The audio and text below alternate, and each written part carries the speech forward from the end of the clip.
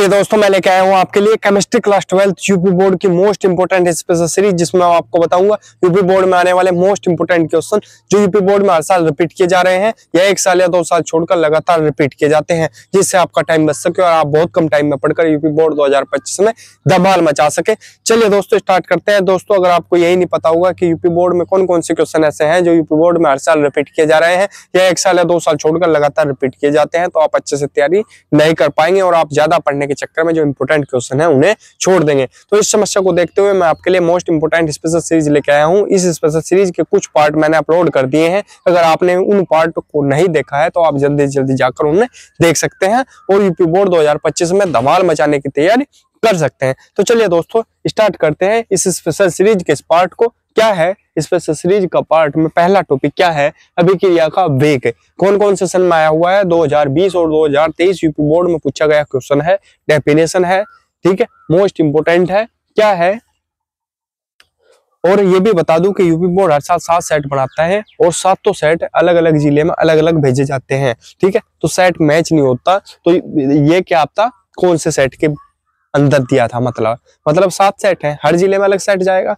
तो ये नहीं पता होता कि ये कौन से सेट में आया हुआ 2023 के, ये कौन से सेट में आया हुआ, ये पता लगेगा आपको अनसोल्ड पेपर से, ठीक है। ये मेरे पास अनसोल्ड है, मैंने उनका अध्ययन किया, तब जाके मुझे एक बात पता लगी कि जो यूपी बोर्ड है वो 95% जो पेपर है वो पिछले कुछ सालों से ही रिपीट करता है। तो इसलिए मैं आपके लिए एक स्पेशल सीरीज लेके आया हूँ जिसका आपको बहुत ही ज्यादा फायदा होने वाला है। तो पहला टॉपिक है आपका अभिक्रिया का वेग, ठीक है। अभिक्रिया के वेग को पढ़ेंगे हम सबसे पहले।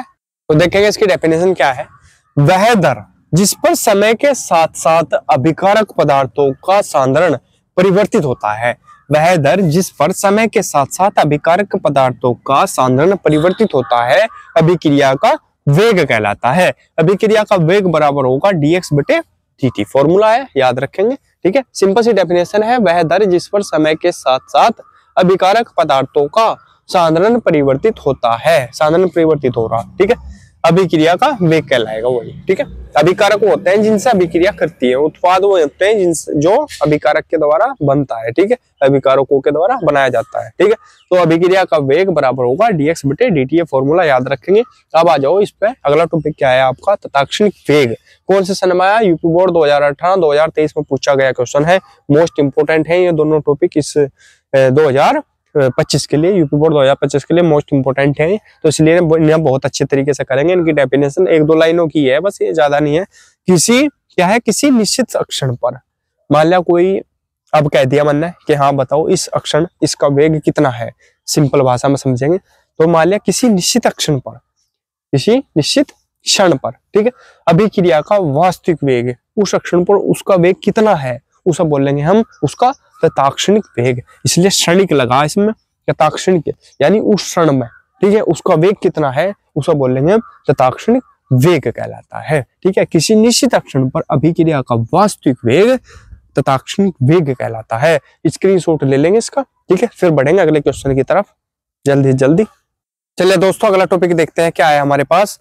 इसका ईयर नहीं लिखा, ईयर कौन सा है इसका? 2018 है, लिख लेंगे 2018 में पूछी गई डेफिनेशन है। क्या है? आभासी या छद्म एकाणुक अभिक्रिया, ठीक है। क्या होती है? वे अभिक्रियाएं जिनकी कोटि तथा आणविकता, वे अभिक्रियाएं जिनकी कोटि तथा आणविकता भिन्न भिन्न होती है। क्या होती है? भिन्न भिन्न, भिन्न भिन्न मतलब अलग अलग, ठीक है। मतलब क्या? वे अभिक्रियाएं जिनकी कोटि भी अलग होती है तथा आणविकता भी अलग होती है, ऐसी अभिक्रियाएं क्या कहलाएंगी आपके पास? आभासी छद्म एकाणुक अभिक्रिया कहलाएंगी, ठीक है। तो लिख देंगे, वे अभिक्रियाएं जिनकी कोटि तथा आणविकता भिन्न भिन्न होती हैं आभासी एकाणुक अभिक्रिया कहलाती है। एग्जाम्पल के तौर पर हम रिएक्शन लिखेंगे CH3COO C2H5 plus H2O equal to क्या बनेगा? CH3COH प्लस C2H5OH, ठीक है, ये बन गया हमारे पास। तो इसमें क्या है, कोटि कितनी होगी इसकी, मैंने बताया था कोटि निकालना आपको, और आणविकता निकालना भी सिखाया था इससे पिछले पार्ट में, ठीक है।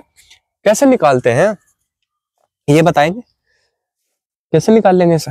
कोटि है, कोटि का मतलब क्या है? देखो सिंपल भाषा में अगर बताऊं तो यहाँ देखेंगे, यहाँ कितनी है पावर? 1 है, 1 मानी जाएगी। और ये चीज ध्यान रखेंगे, यहाँ जहां भी जल ऐड हो रहा होगा कहीं पर, जल मान लिया इधर, ठीक है, अभिकारक की साइड जल ऐड हो रहा होगा तो उसकी हमेशा 0 होगी। तो देखना हमें सिर्फ इधर इधर ही है, इसकी 1 और इसकी 0, तो ये होगी 1 कोटि। आणविकता कितनी होगी इसकी बताओ, आणविकता कितनी होगी इसकी, आणविकता बराबर कितनी होगी इसकी आणविकता, 1 इसकी 1 इसकी, 1 + 1 बराबर 2। अगर यहाँ पर 2 लगा हुआ होता तो 2 + 1, इसके पीछे कुछ नहीं है, ठीक है, इससे पहले कुछ नहीं है, तो इसका मतलब इसके 1 है। लेकिन कोटि में ऐसा नहीं है, कोटि में जहां H2O है उसकी 0 है, ठीक है। इससे हमें कोई मतलब नहीं क्या है क्या नहीं है, हमें देखना सिर्फ इससे पहला, ठीक है। क्लियर है यहाँ तक। और अगर ज्यादा अच्छे से समझना है तो मेरा जो पिछला पार्ट है वो देख सकते हैं इस वीडियो का, इस स्पेशल सीरीज का, उसमें आपको कोटि और आणविकता विस्तार से समझाई गई है कि क्या होती है, ठीक है।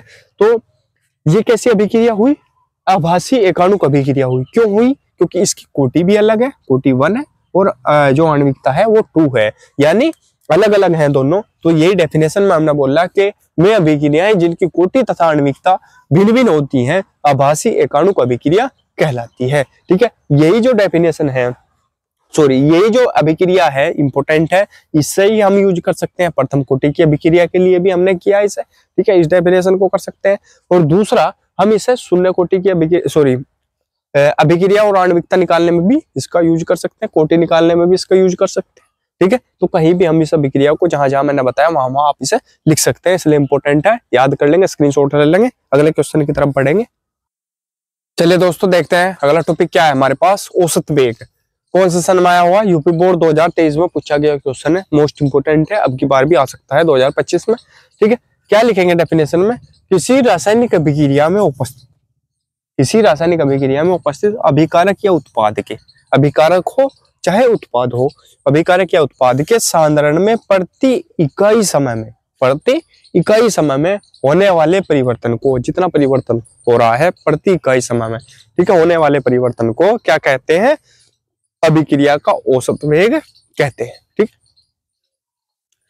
किसी रासायनिक अभिक्रिया में उपस्थित अभिकारक या उत्पाद के सांद्रण में प्रति इकाई समय में, प्रति इकाई समय में होने वाले परिवर्तन को उस अभिक्रिया का औसत वेग कहते हैं, ठीक है। अगला टॉपिक हमारे पास क्या है, प्रथम कोटि की अभिक्रिया के लिए अर्धायु काल का सूत्र, अर्धायु काल का सूत्र कौन से सन में है, यूपी बोर्ड 2024 में पूछा गया क्वेश्चन है।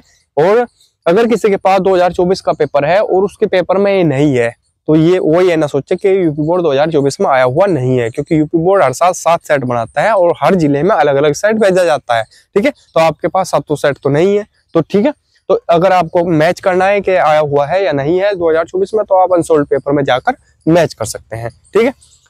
तो इसका फॉर्मूला क्या होता है अर्धायु काल का, अर्धायु काल T1/2 बराबर क्या होता है 0.693/K, ठीक है। ये है इसका फॉर्मूला, स्क्रीनशॉट ले लेंगे इसका। तो दोस्तों अगर वीडियो अच्छी लगी हो तो प्लीज वीडियो को लाइक कीजिए, कमेंट कीजिए और हमारे चैनल को सब्सक्राइब कीजिए और घंटी का बटन भी दबा लीजिए, जिससे आपको हमारी वीडियो की नोटिफिकेशन सबसे पहले मिल सके। मिलते हैं अगली वीडियो में, तब तक के लिए बने रहिए हमारे चैनल पर। धन्यवाद।